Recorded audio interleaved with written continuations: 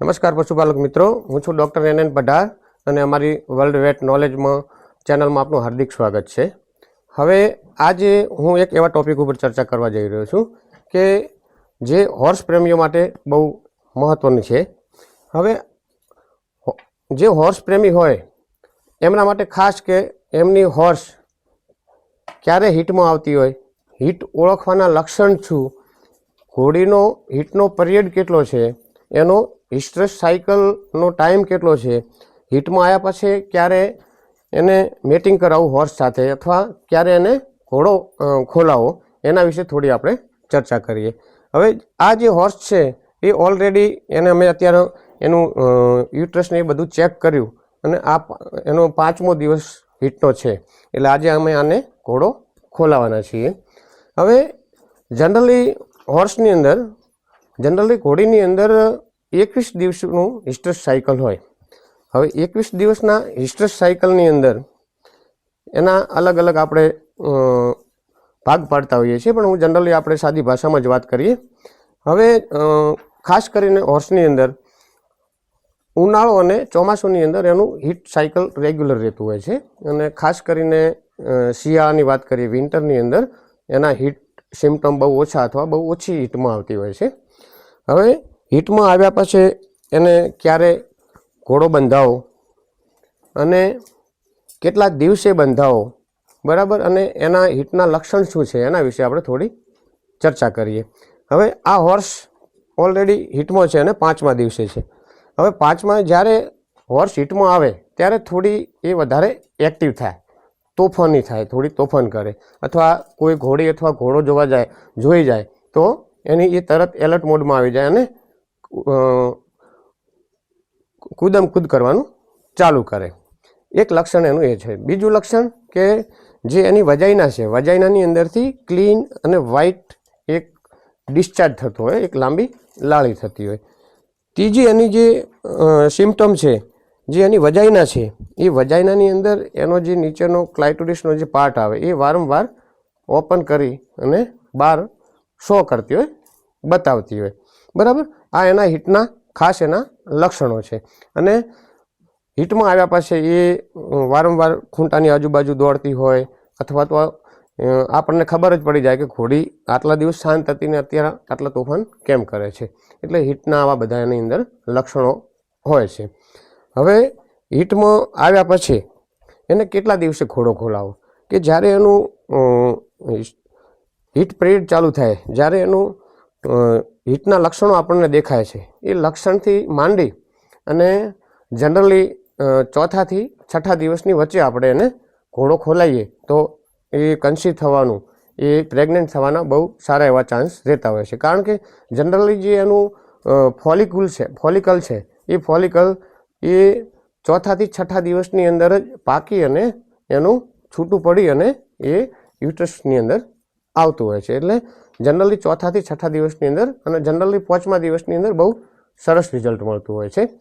હવે આપણી જે હોર્સ છે એ તમે એનું જે અંડ છે, એનું જે અંડ રિલીઝ થયા પહેલાં તમે ઘોડો ખોલાવી દો. ધારો કે એને આજે હિટમાં આવી તો કાલે અથવા પરમ દિવસે અથવા 3જા-4થા દિવસે તમે ઘોડો ખોલાવી દો તો એ ઓવ્યુલેશન જે એનું અંડ છે એ છૂટું પડતું નથી અને આપણી જે ઘોડી છે એ પાછી ફરીથી હિટમાં આવવાના ચાન્સીસ રહે છે.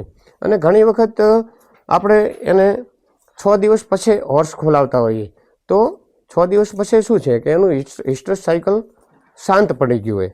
હવે એની જે ગરમી છે, હીટ, એ શાંત પડી ગઈ હોય અને એનું ઓવ્યુલેશન એ ઓલરેડી થઈ ગયું હોય, એનું અંડ બી છૂટું પડી ગયું હોય અને આપણે એને ટાઈમસર ઘોડો ના ખોલાવવાના કારણે એ ઓવ્યુલેશન ઘણી વખત અંદર એ બિલકુલ ઓગળી જતું હોય છે અથવા તો એ ડિસ્ચાર્જ થઈ જતું હોય છે.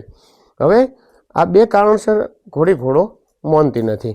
અને બીજા ઘણા બધા બી ઘોડો ના માનવાના ઘણા બધા કારણ હોય કે આપણે એને રેગ્યુલર એનું ઘોડા સાથે મીટિંગ નથી થયું, અથવા મીટિંગ થયું છે તો એ ઓવ્યુલેશન પહેલાં થયું, અથવા તો એનો જે હિટનો પીરિયડ પતી ગયો અને ઓવ્યુલેશન એ થઈ ગયેલું અને એ ડિસ્ચાર્જ થઈ ગયું ને એના પાસે તમે એના મીટિંગ કરાવ્યું તો એની અંદર એ પ્રેગ્નન્ટ થવાના ચાન્સ બહુ ઓછા રહે છે અથવા તો નહીવત રહે છે.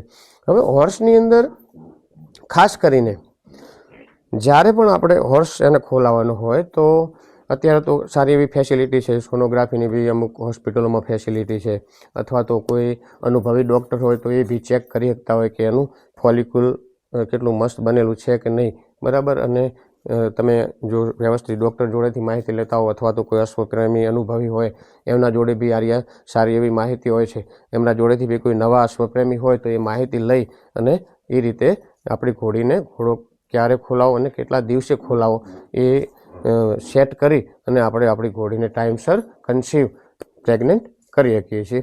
અને હોર્સની અંદર ખાસ કરીને ઘોડીની અંદર ખાસ કરીને તમારે એક બીજી વસ્તુ ધ્યાનમાં રાખવાની છે કે જ્યારે તમે એને ઘોડો ખોલાવો છો, હવે ઘોડો ખોલાવવાનો ફિક્સ અને પરફેક્ટ ટાઈમ હોવો જોઈએ.